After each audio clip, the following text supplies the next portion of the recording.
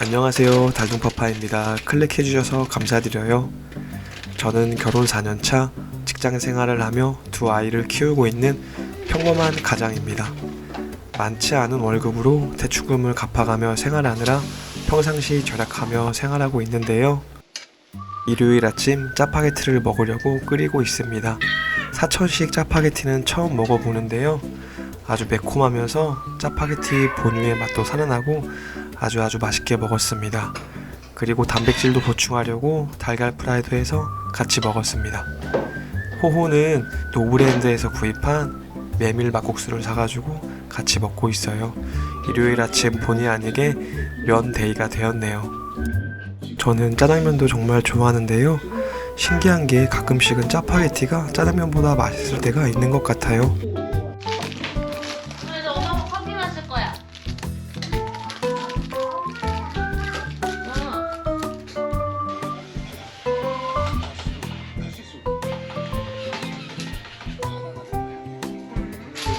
잘하네.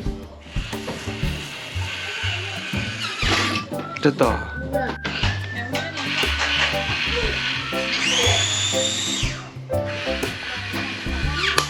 오케이, 된 거야. 저녁 메뉴로는 굽네 치킨 고추바사삭을 시켰습니다. 고블링 마블링 소스 이름이 귀엽더라고요. 고추바사삭은 두 번째 먹어보는데 아주 담백하면서 살짝 칼칼하면서 맛있었습니다. 그리고 간만에 맥주도 한잔 했습니다.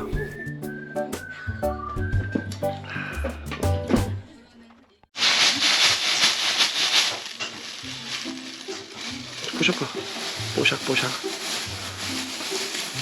그러면 엄마랑 아빠랑 같이 해보자.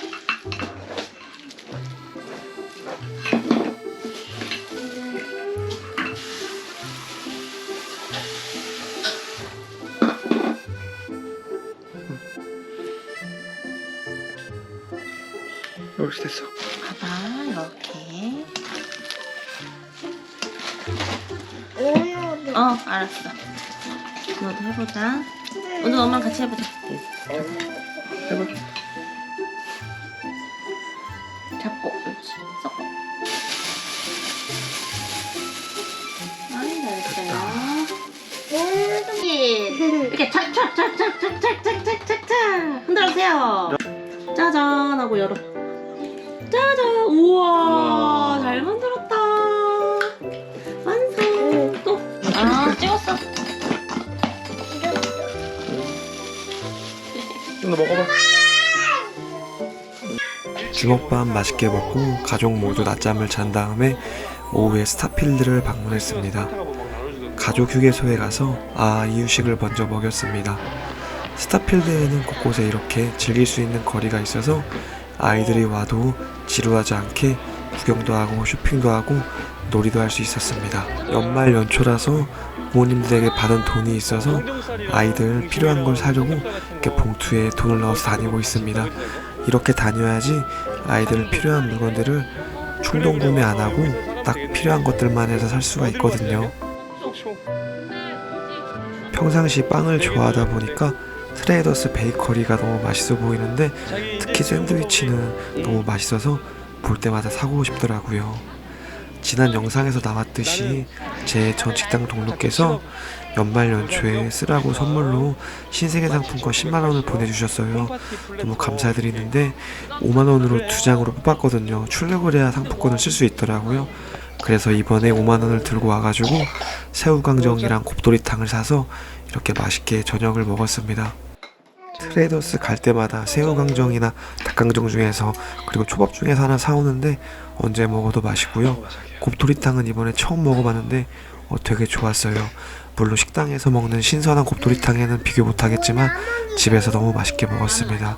상품권 주셔서 다시 한번 감사드립니다. 사랑하는 은호의 크리스마스 축하합니다. 은호 불 꺼. 와.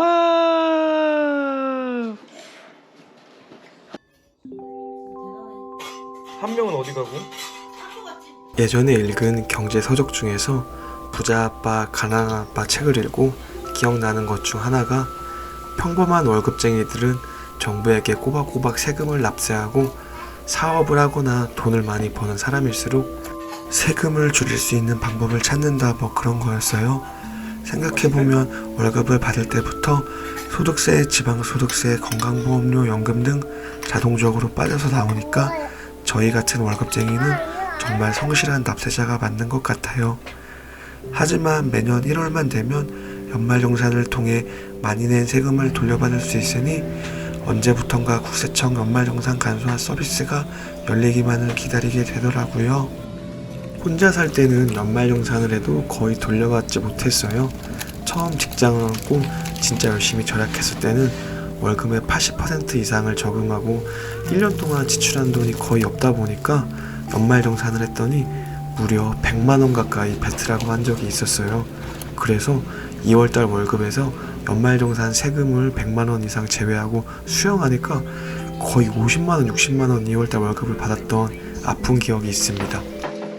그런데 아무래도 결혼을 하다 보니 배우자와 자녀가 생겨서 인적공제를 받을 수 있고 배우자의 지출도 저한테 몰아서 연말정산을 하다 보니 받는 금액들이 커졌습니다. 제가 다니고 있는 대학원 등록금도 평상시에는 지출이 뼈아프지만 연말정산 시기에는 교육비로 보탬이 되더라고요. 카드값은 물론이고 월세 냈던 것, 주택청약 통장에 저축했던 것, 종교에 기부금 냈던 것, 현금 영수증 등등 몰아서 열심히 연말정산을 했더니 작년에 250만원 정도 돌려받았습니다. 제가 다니는 직장에서 회계 담당하시는 분께서 제가 돌려받는 금액이 크다고 2월달에 지급을 못한다고 순차적으로 기다려주면 5, 6월달에 지급해도 되냐고 해서 기다렸다가 5, 6월달에 환급금으로 250만원 정도 돌려받을 정도로 제가 받는 금액이 컸던 것 같아요. 한편으로는 그러면 우리 집에서 1년 동안 돈을 얼마나 많이 쓰고 세금을 얼마나 많이 낸 거야? 라며 살짝 놀라고 기분이 나쁠까 싶기도 했지만 조사모사인가요? 어쨌거나 돌려받으니까 꽁돈이 생긴 것 같고 기분이 좋더라고요. 올해 같은 경우는 아직 제대로 확인을 못 해봤지만 작년에 비해 공제받을 수 있는 부분이 2가지 정도 줄어서 조금은 줄어들 것 같긴 해요. 하지만 반대로 둘째가 태어나서 인적공제가 추가되기도 했으니까 아마 조심스레 작년과 비슷하게 수준이지 않을까 기대도 해보고 그러고 있습니다. 그런데 연말정산을 하면서 매번 마음이 쪼들리는 건 저만 그런가요? 물론 간소화 서비스에서 자동으로 되긴 하지만 이것저것 추가 서류 내야 할 것도 많고 혹시 뭐가 잘못돼서 담당자가 다시 하라고 연락 올까봐 걱정되기도 하고 제가 제대로 한 건가 싶기도 하고 가끔은 서버가 잘 안 열리거나 기한을 못 지킬까봐 불안하기도 하고 여러모로 연말정산 할 때 항상 떨리는 것 같아요. 아무튼 구독자님 2023년 한 해 고생 많으셨고 세금도 많이 내셨을 텐데 연말정산 잘 하셔서 13월에 월급을 타서 조금이나마 가게에 보탬이 되셨으면 합니다. 좋아요, 구독, 알림 설정 해주시면 24년에 로또 대박 행복 받으실 겁니다. 항상 행복하시고 건강하세요. 감사합니다.